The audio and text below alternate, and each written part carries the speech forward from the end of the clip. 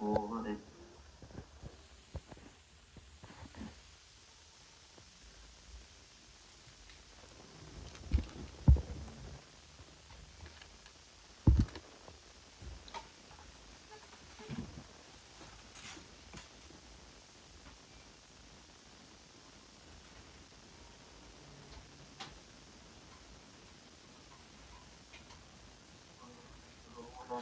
In that case, otherwise I only do. I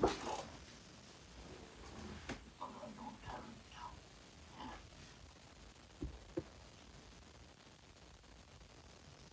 Just a moment.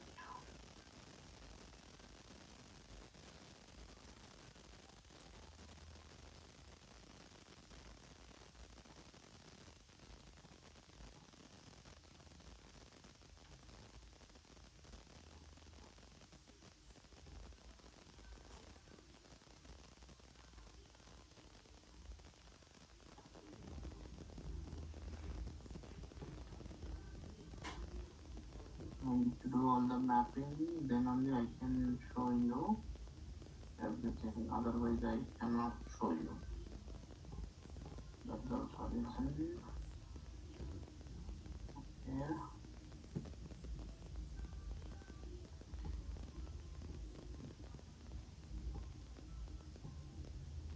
Okay.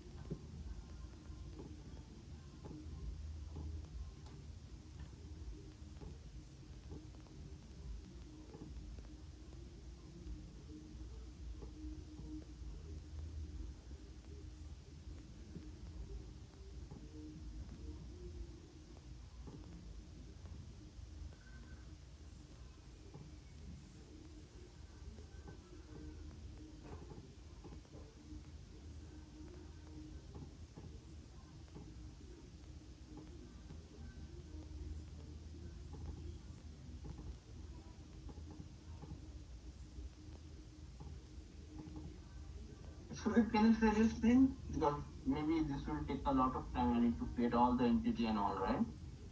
Can you share your screen? I will explain from there. Because I need to create entity, portal, everything.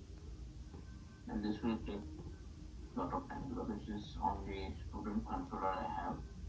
And let me explain what. Can you go to your security control? Give me 1 second.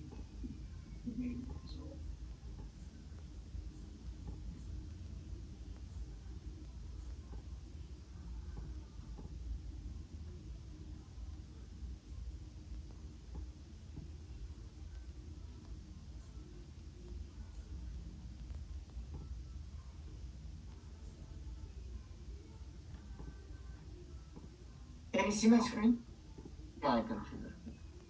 So the main part that we are trying to explain over here is like how dynamically we can read this data. Data in the sense earlier, maybe we have used something called user details and then in-memory database basically. Instead of using in-memory database, we are trying to use here something called dynamical user. Like you can see line number 48, it is in-memory usage database. Yeah. So to avoid that, we are creating a separate class that is created by us only, custom user detail service. Can you go inside it?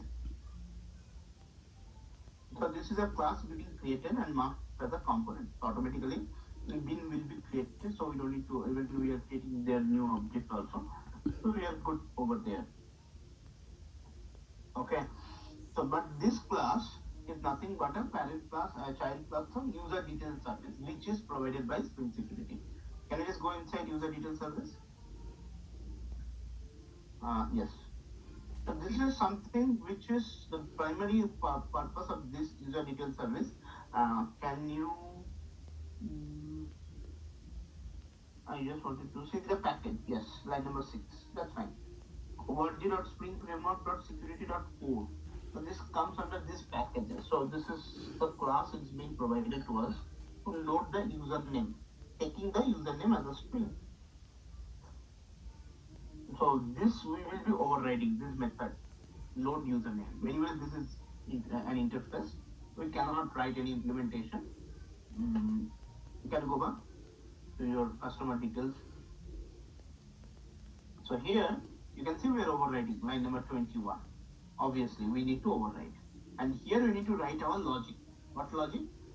We created one user table. Everybody knows the background of that. It's a table and role table.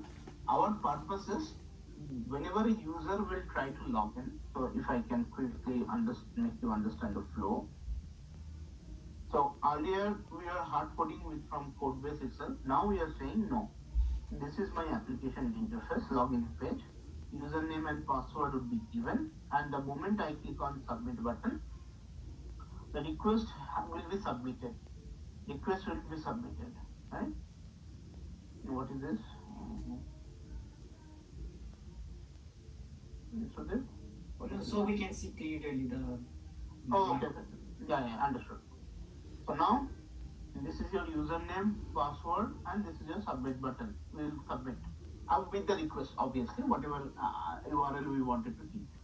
Then it will reach first where? It first reach your security config. Always. Via security config, it reach to your user details, that custom user details that you have created. Custom user details. Taking this username and password information. That is why, can you go back to your code again? Just back. Yeah. So that is why in line number 26, 25, I guess, 24, 21, you can see that string username that is being passed. How come that being passed? That's being passed via whatever username and password you have set via first step. Yeah, bring that other screen. Sorry. Yeah, thank you. So now, so I have received username. Password also we have, anyways, that's fine, but we don't need to worry about this password because this password will be matching. What matching I will tell you. Now from custom user details, we will try to invoke our database.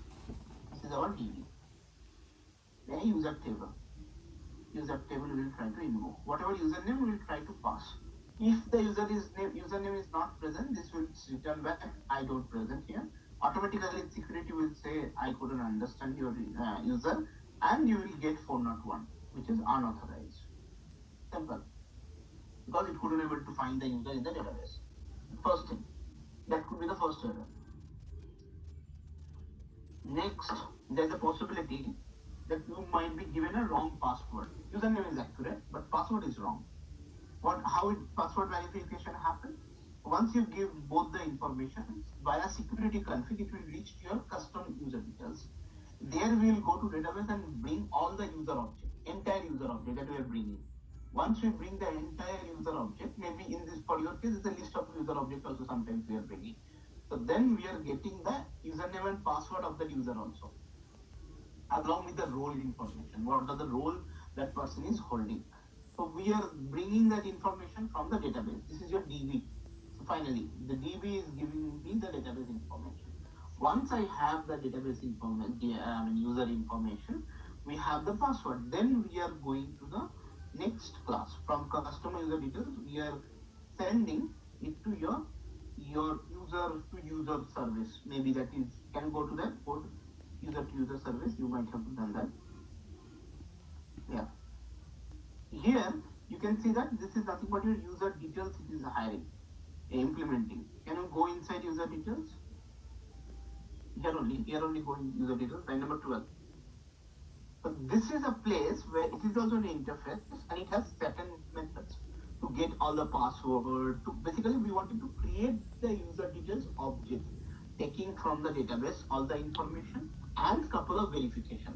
Definitely, what are those verification? That his account is expired, his account is not locked. Now, who will give me this information?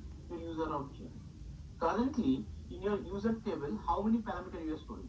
Maybe username, that is nothing but your email address, password, address, information, and all these things. Along with that, we're supposed to store whether the account is locked or not, whether the account is active or not, whether the account has been deleted or not. This kind of flag we need to keep. For example, if some user want to delete their account from our website, we can do.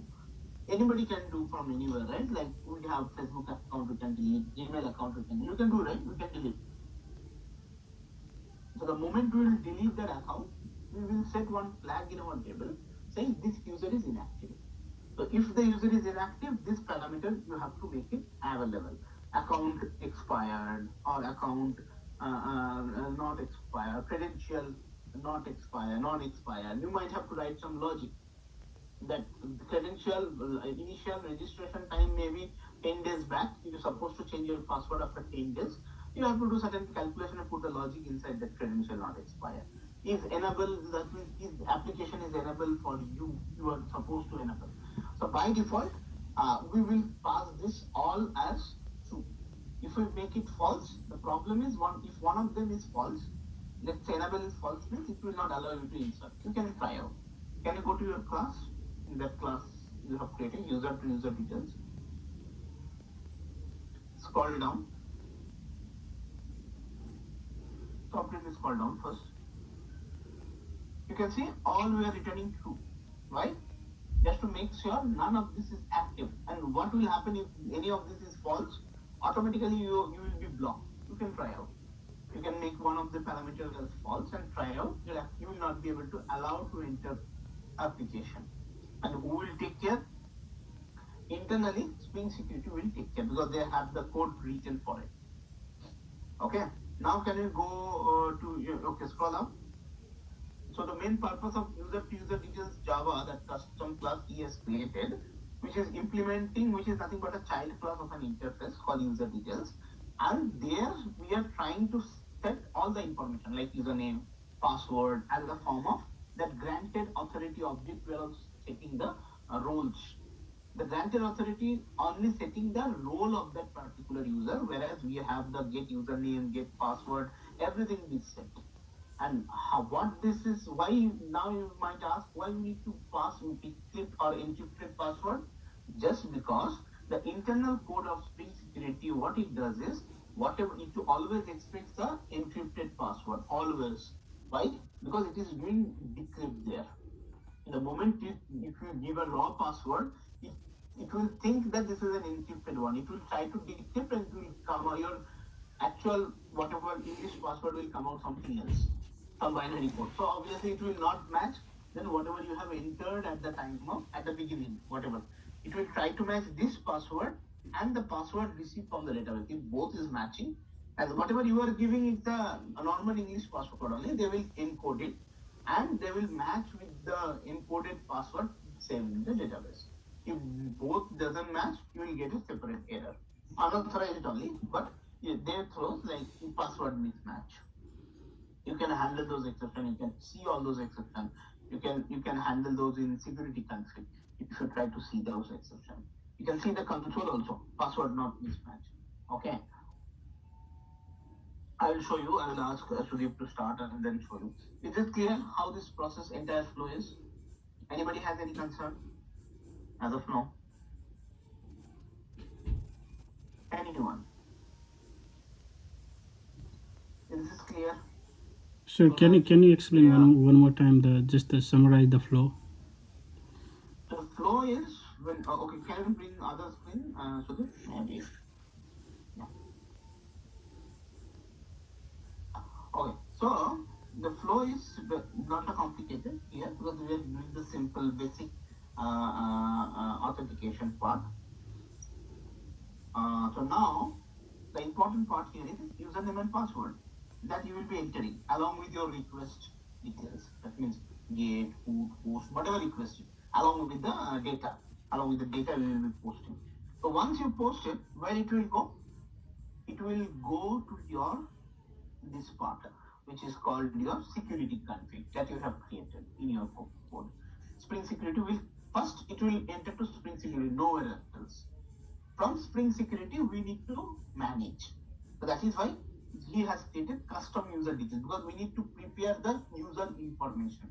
So whatever steps we are doing, because internal logic, verification, all the checking, everything is done by Spring Security. You are not going to do anything. Internally, they will take care of all these things. What you need to do? You have to simply create an object.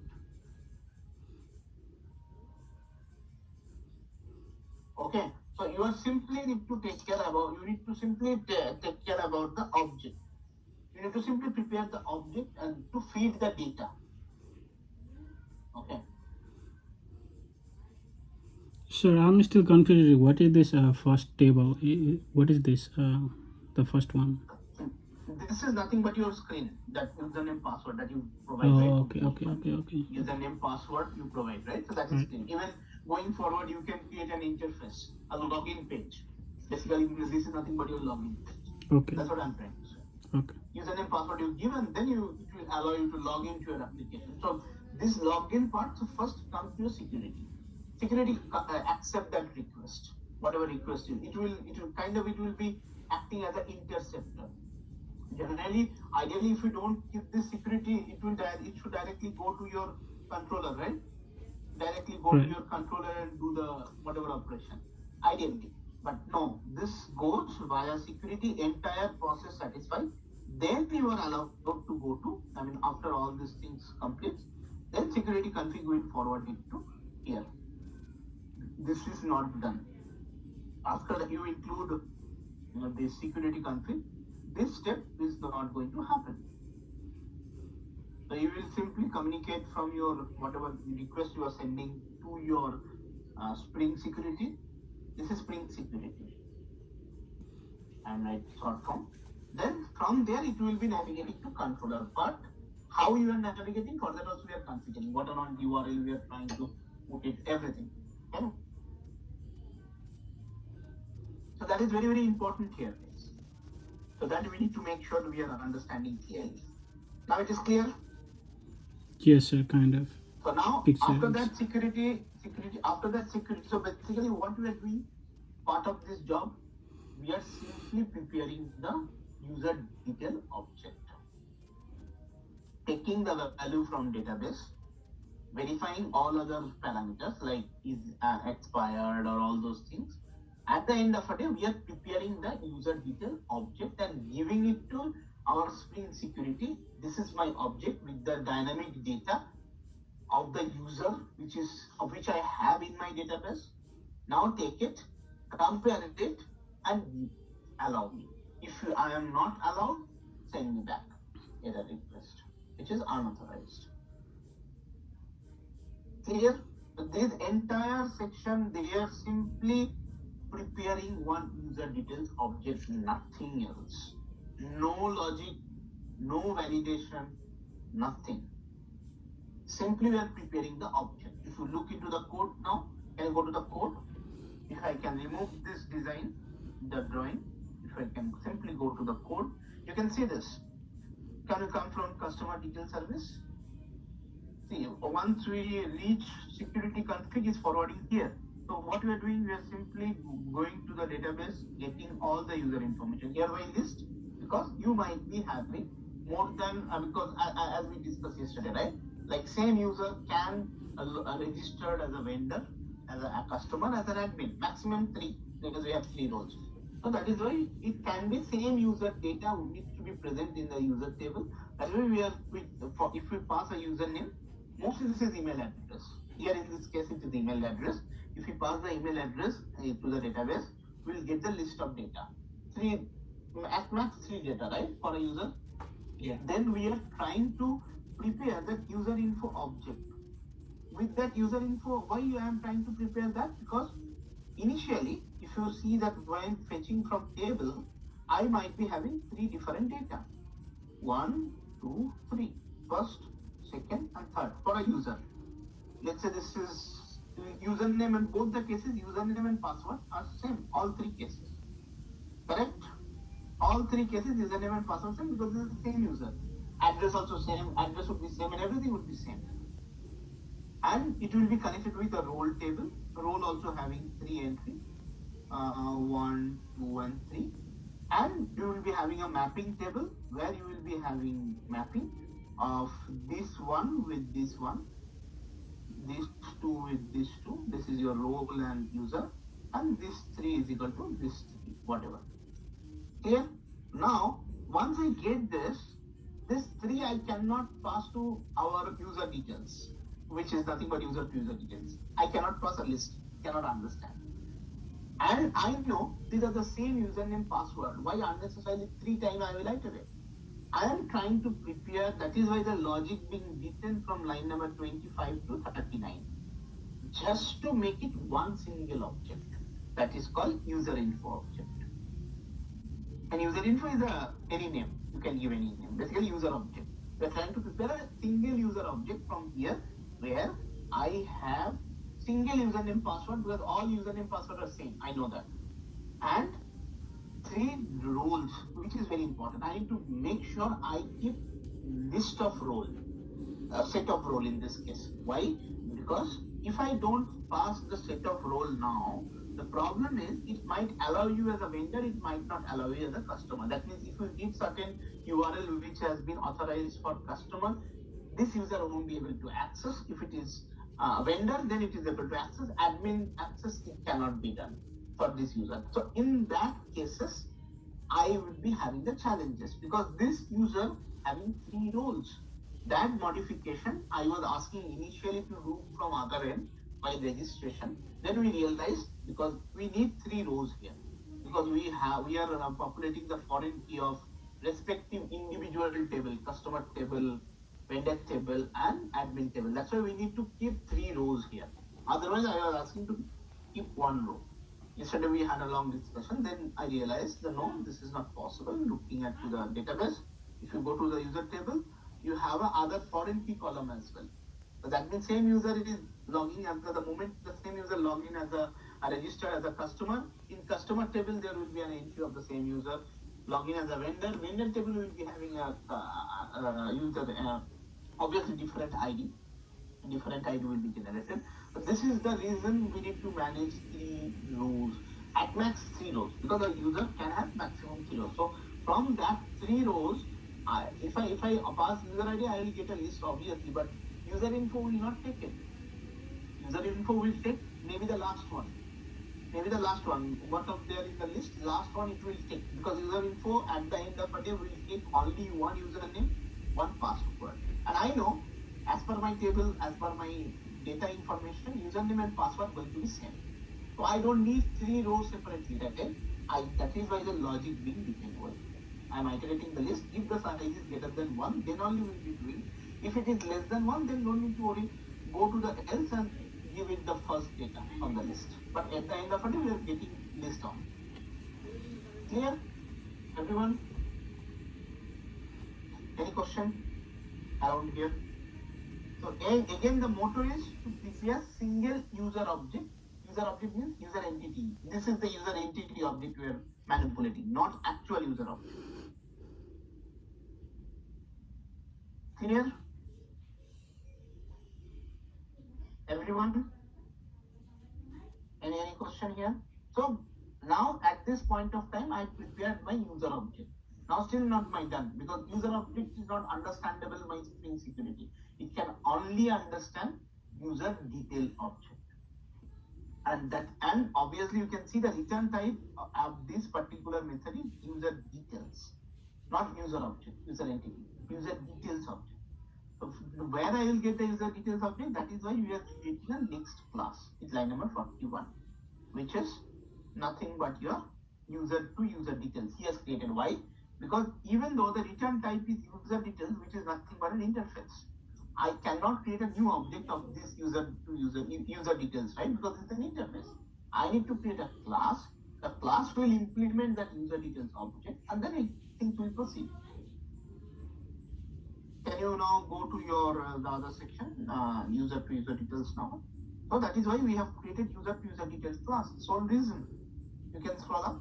You can see that that's an interface implementing this one, user details, and it will obviously the moment we have seen user details class, interface, we have seen there are certain methods available we need to override. That is why you can see line number 27 override rate authorities. Authorities is the number of rules for that particular user, one user, not multiple users. So at a point of time, one user it will be concerned. That is why we manipulate the data of user object, prepare, analyze and take all the roles for that user. Maybe that user has one role, two role, three role, whatever. I will put it to a set and bring it here. And then I will populate that granted authorities, because this authority, simple granted authority, again, this authority will be understood by the internal code of a Spring framework, security code. We don't have to bother about that, but we need to prepare that object and give it to them. Basically, we are preparing or feeding data for our Spring security. Once we feed the data, Spring security will act or put the logic. Let's say all these other methods like get password you are setting, get username, line number 37 you are doing, line number 42 you are doing. You are setting all the value here. All the value, respective value you are setting over here. So automatically at the end of a day, we are preparing user details object. Makes sense? With all the methods available. So when they will call user details.get authorities, get all the roles as a form of simple granted authorities. Then if they do user details.get password, whatever password is there in my database, it will get it. You can see whatever I am populating in line number 23, he is populating here. Line number 22 is populating username. Everything is being populated here from your database. Same will be returned here. So if internally when they will call this get password, can you click on this get password? Press your control button and click on this. Yeah, I can show you the internal implementation. No, not that, other one. Down. Line number 17. That get password, you will see the whether or not we are using, even in the class file. Line number 37 get password I mentioned. Oh, this one, okay. Press your control button. Yeah. It's no usage, it is fine. Okay, can you click on this one, get authorities? Get authorities. I think it will be happening after we hit the. No, because this generally shows the class file where this get authority is being invoked. Somewhere it has to invoke, right? Yeah. Somewhere they have to do user details.get password. Somewhere they have to do it.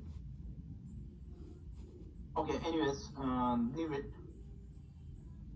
Okay, can you go for other one? Is account not expired? I just wanted to see the internal implementation. It's just not showing. Okay, can you just search here user details? Just simply search Control Shift N or Control Shift O maybe to search a file. No, search in a search file, not anything. Which file? Control Shift O. Do Control Shift O to find out a file. A shortcut in IntelliJ. Yeah. Now you can search any file. Let's say search user details. User. Even in the .class file, okay, .class file is not coming up. It's coming up? No, it is only coming out whatever there is now. Code.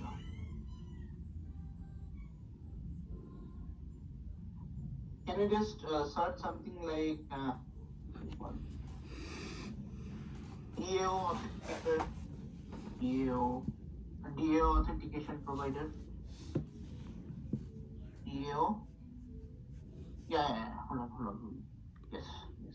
These are the internal files. These are the class file. But still we can do that. Can you come to that? This is I have implemented here. Okay. Yeah, DAO. Correct. This is what I am looking for. Yes. You have implemented, right? Inside security country. Can you go there? Let me tell them what is that. So you can see here that DAO authentication provider taking the line number 87. If you see the connection, user detail service. Can you go inside user detail service? That is nothing but internally calling your customer detail service. So you can see the connection now. From here, DO authentication provider is taking the customer details service. This customer details service is nothing but he has created a custom class where we are going to database, bringing the all user information, then it is finally returning that. So basically, this is we are setting here. Can you go down authentication provider inside? Yes. So you can see here additional authentication check. So all the value, if you put a breakpoint here during authentication, you can see the breakpoint will come at this point of time, and it will do all the validation. See this message you will get it. Failed to authenticate since the credential provided. No credential provided. Bad credential. This can scroll down to after property set. Receive user. Yes. Hold on. So you can see here. I'm fetching here line number 57. You look at line number 57 here. What it is doing? It is trying to call the same, which is trying to get the user details, right? Whatever object you are preparing for them, both user to user details and customer details. Both the places you are preparing the user details object, right? If it is null, then you will get this exception, else it will be loaded user. And scroll down. Slowly all this method will internal, these are all internal methods. We don't need to bother about much. Success authentication. You can see here that presented password. See that both the credential it will take. Both the credential it will take. One it will take is presented password, the password we have shared, and other one it will be taking the user object, then create success authentication. You can go inside that method, line number 81. 81. Yes, so here it will try to check where it will authenticate. Can you click on authenticated? Here, username, password, authentication token, authenticated. I think this is line number 1110. 1110. 110? Yeah, no. Out this side, your right hand side, yeah. Go inside. So here it is just checking the need user authentication token. So this is the validation actually happening of your token level validation. That means whatever the encoded password and the given password, both the password validation will happen here. Okay. So can you go back to previous DAO authentication provider? Here, open. It's already open. Yeah. Scroll down. So this is success authentication. Prepare timing attack. That's fine. Mitigate timing attack. That's fine. These are all set password encoder anyways, just to encode the password. Get password encoder, that's fine. Set user details, anyways we are setting the user details here. User detail service, yeah. So these are the mostly this happens and is all now this will provide it to abstract user details authentication provider, and it's called completely up. This I'm showing internal code. Don't have to bother about much. Yes. So it is extend abstract user details authentication provider. Can you go to the next class? Yes.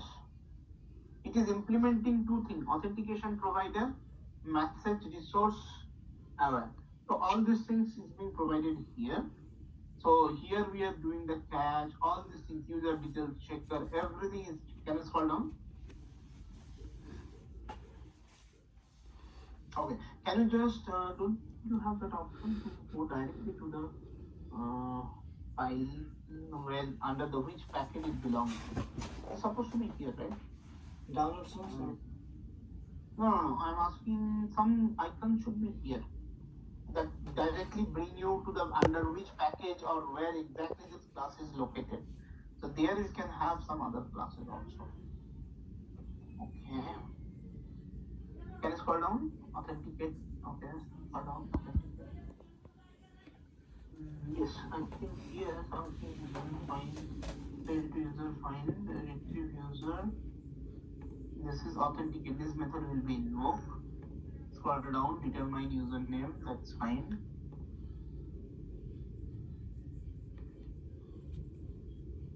Flow new backpage exception. Pre-authentication check. Check. Additional authentication check. This is the internal code anyways. Scroll down, post authentication check. Check. Post create success authentication. Can you go inside that method? create success authentication? Is it going to the same place where we are navigating? No, down. No.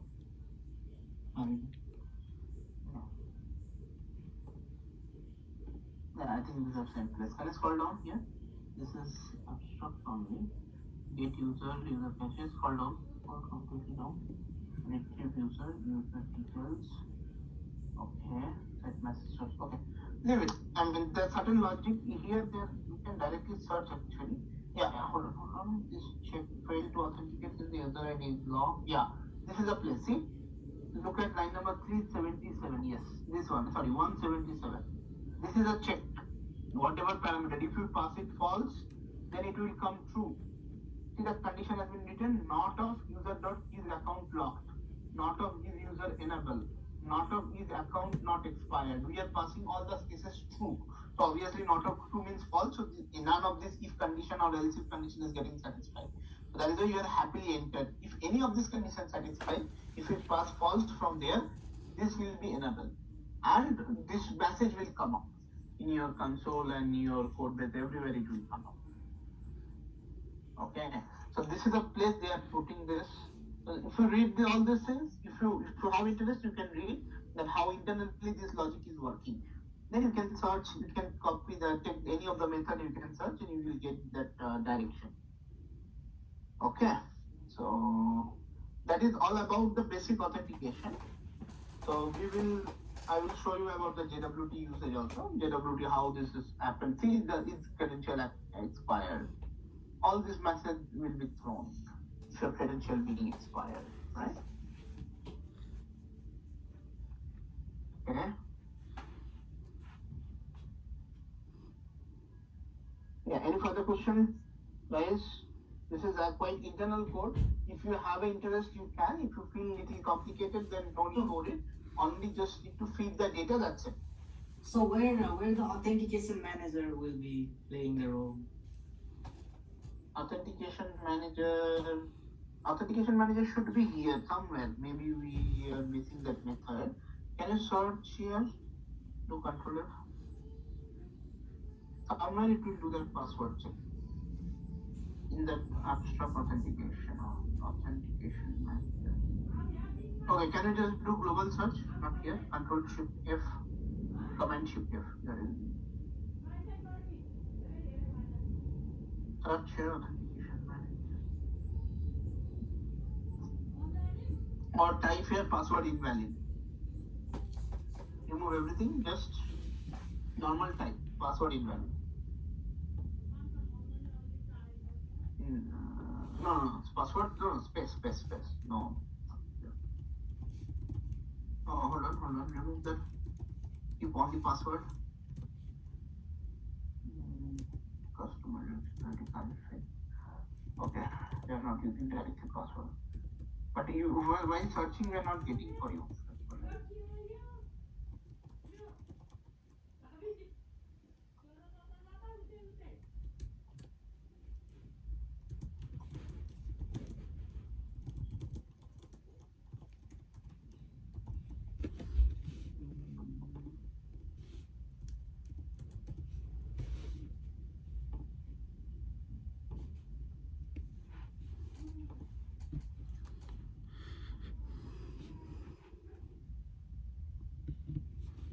But remove password or something like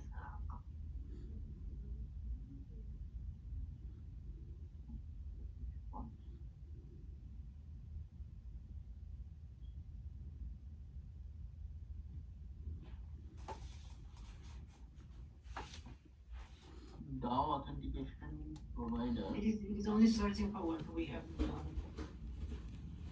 That is fine. Yeah, just let me check the class name, exact class name. Who is doing that? DAO authentication provider. User details authentication.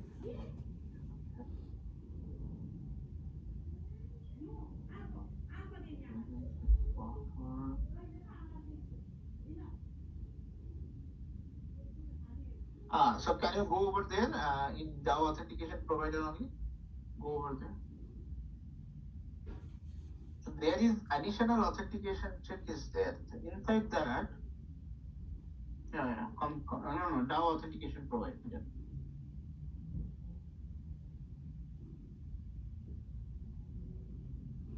No, there it's open, right? DAO authentication provider. Yeah. Scroll down.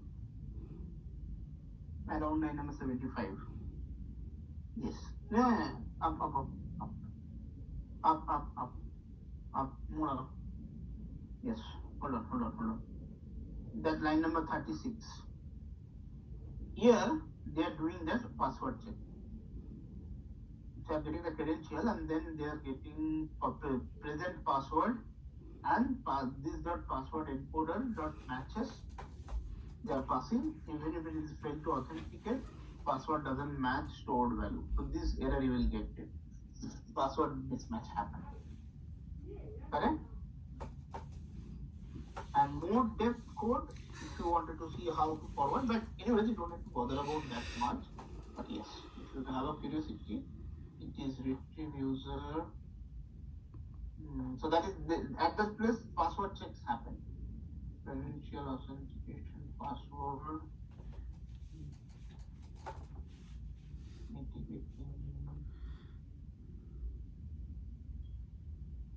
And this dot password encoder, you can see that password encoder they have given. So that is why in the same class they have password encoder. User details password service.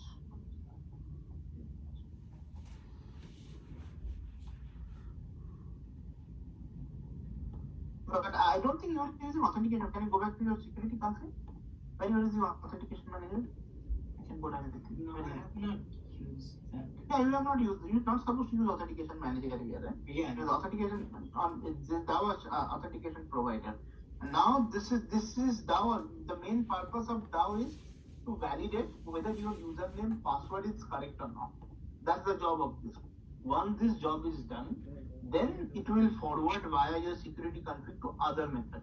The method you have written all the forward requests. Can you scroll up? You have written all the forward requests, where to go, where not to go. That comes automatically to here. Scroll up. This configure method, I think the security filter chain method, where it will be forwarding after. So the DAO authentication provider's main purpose is to validate your credential. If the credential is completely fine. If it is completely fine, then request will come back again to your security filter, this security config, and then again it will go for the next one for authorization, whether they are authorized. So for that also we are keeping that authentication, granted authority we are keeping, right? So granted authority will take us over there. Okay. So granted authority will help us. If you can search directly, can you do Ctrl+Shift+O? There's something called granted authority. So granted authority is the interface. Yes, there's an interface. Yeah. It is an interface. So it will simply get the authority, and this authority, if you search this authority, click on this authority. No, press Control button and then click. Yeah, I did that. What is 3 implementation is showing, but it's not 3. Simple granted authority. Okay, otherwise you can check in another class, I will tell you. This is simple granted authority, yes, that is obvious. Here only you are populating that role, right? See? It is you are preparing that simple authority object only, passing the role. If you go to your user to user detail service, go to your user to user detail service details, yes. Scroll up, you are doing that line number. So I have one question here. Sorry, 31. Sorry, like you have come all the way here, but what I want to ask is, in this get authorities, we are trying to take the property of this get roles, user.get roles, right? But there is one more like property that we set in the user entity, and that's a type of role that we pass from JSON, like from in the Postman, right? In the Postman. Yeah. Postman we are not passing any role. Yeah. I. Postman we are hold on. So Postman, we are trying to save role at the beginning. That is for during registration. And during registration, there is no authentication. You are freely allowed to register, right? No, what I mean to say is, yeah, but in the user entity, there's a one type of role kind of property, isn't it? So we don't have to touch that type of role property. No. That is for our understanding. That is for our understanding from UI to backend. Whether this registration is happening for customer or it is still happening for vendor or admin. Nothing to do with the authentication. Because that is not for our indication, for our switch case. So that we can keep a switch case in our controller and navigate to the respective customer. Navigate to or do the create the customer or vendor or admin. Oh, really? Okay. Can you reduce your background noise little bit, Suraj? Yes, sir. Like I just switched off. That's why. Sorry, sir. Okay. So is that clear what I'm saying? So that parameter is nothing to do with this authentication thing. Okay. So that parameter is simply just saying that whether I'm trying to register as a user, normal customer or vendor or admin. For our differentiation purpose, nothing to do with this role, because we are passing one set of roles there. That based on that parameter, right? I think we are deciding whether that user belongs to vendor role or that user belongs to customer role or that user belongs to. That is why again we are making an entry to the role table. Whatever we are making entry to the role table, that is very important. Okay. The type of role is not very important, or neither it is important to us. It is simply tell us whether this user belongs to which role. That's it. After that, we are manipulating, we are writing the logic in the user service to make an entry to the role table. That is why that method has been written. The role table, can you go to that user service? Maybe based on that parameter, type of roles, we are updating to the role table. Go to your user service. And once I ask you, Sudeep, again start doing practice, don't scroll. Always search command, shift. Yeah, but we are not no coordination with the user service, so that's why. No, we have, right? Do control shift O. Do control shift O. If I ask you to go to control some service, Okay. yes. Okay. Type here. Okay. Yeah. Yes. So you're supposed to do it. Even in future, why I am telling this, knocking this, why? Because Yeah. when you go to organization, same thing. I know. If somebody asks that go to that file. Yeah, again you are scrolling, that looks very bad. The impression will be very bad. You have to quickly do in your keyboard operation has to be very fast. Okay. So for Windows, this will be Control Shift N. Maybe Mac and Windows there is different. For Windows, it will be Control Shift N to go to file directly. Okay. So in this file, come back to the point. Can you show that where we are setting the roles? Maybe we have certain methods to set the roles. So I have changed a little bit here, but yeah, this is where we have. Yeah, and how we are getting the type of roles, how we are using, yes, that is you can see here. But why split? Oh no, I'm just trying to do a different way. So this is not. No, because you don't expect them to register at the same point of time. There is no point. No, I have just for I need to discuss with all the team member, but I have tried with. No, that is fine. But what I'm saying is, but in any aspects, you don't expect a same user will be registering at the same point of time in 3 applications. No, because registration link from UI perspective, if you think there will be 3 different screens for the registration.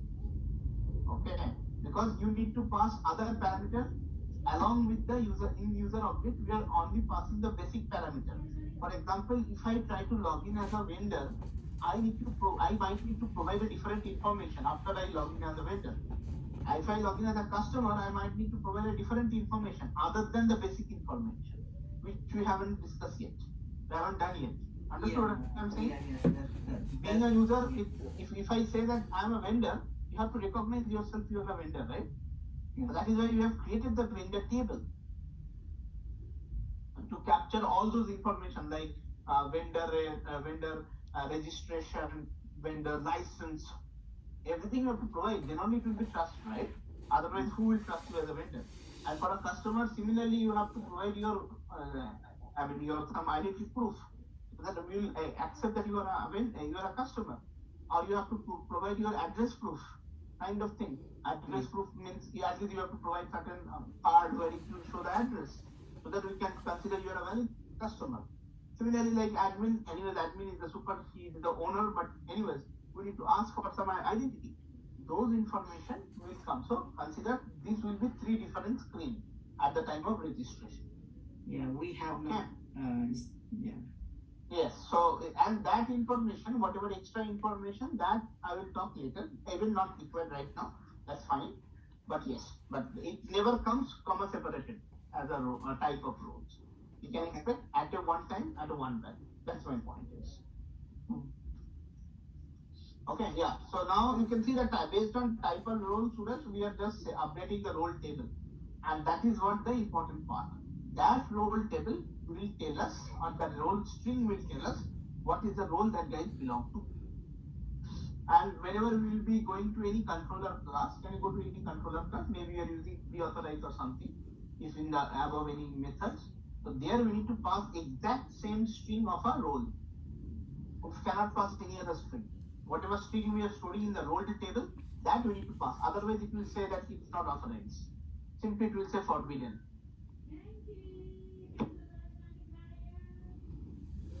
Clear? Make sense? Suraj? Everyone? Yes, sir. Yeah. And I have one question regarding this slide. So when we do like any request authenticated, so that means so every other URL, maybe this one we have already provided, every other URL needs to be authenticated by certain role, right?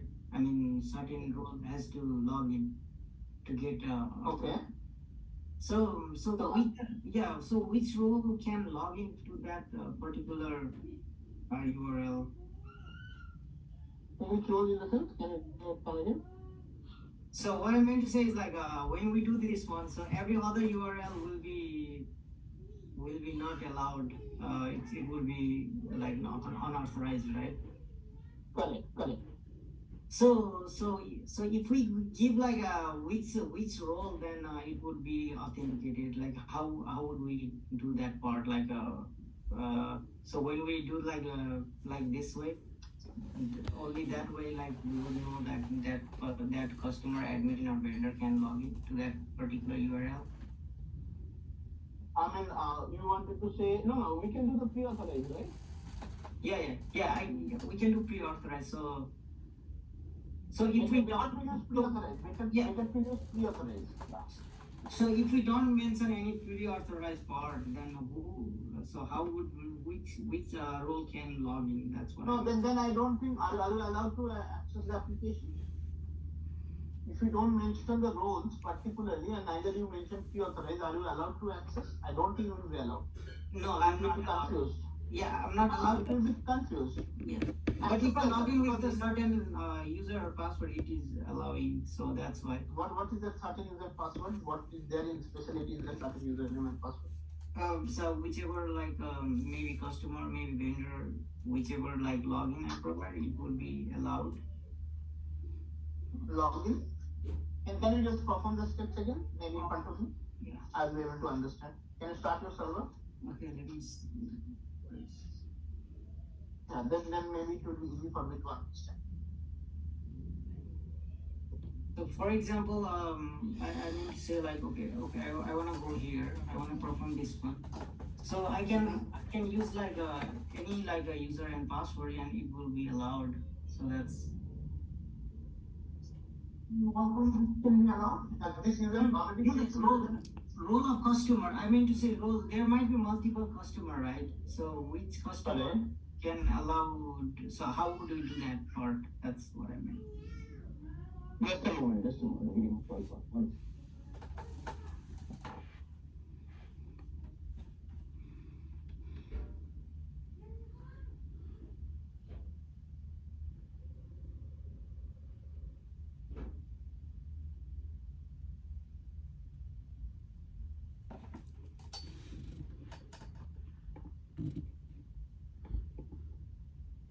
no, sorry.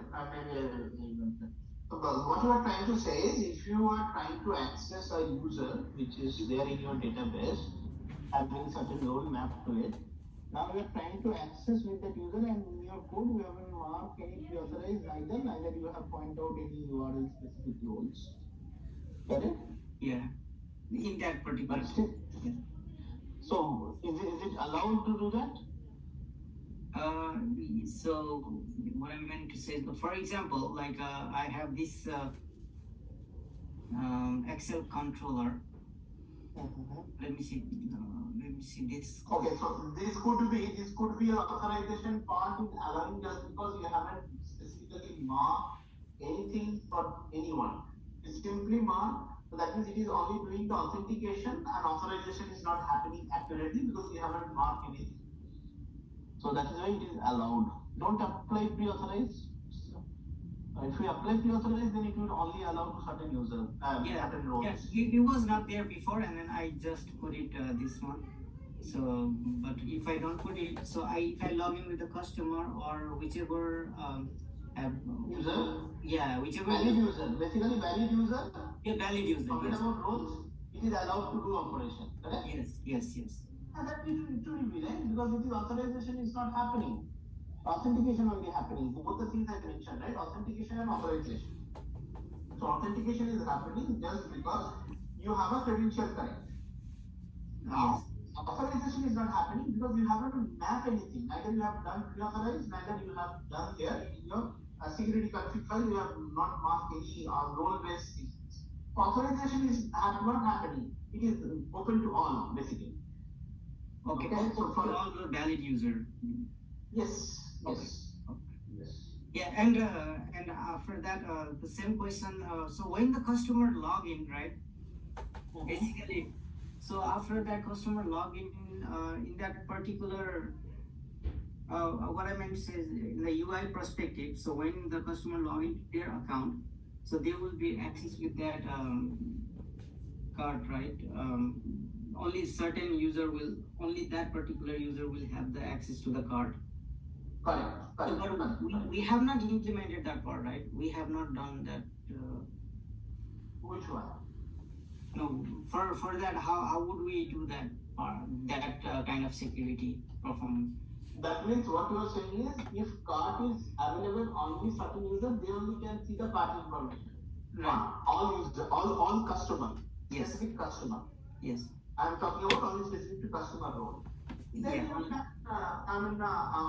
if you try to access that, you should not block it in authorization level, but you can block it in that level, right?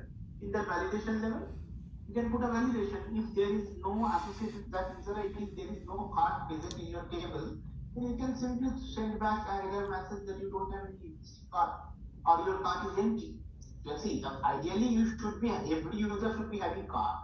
Every user. The moment you log in as a customer, register as a customer, you should be allocated a card. Now, card should be empty or card having information, that card having data.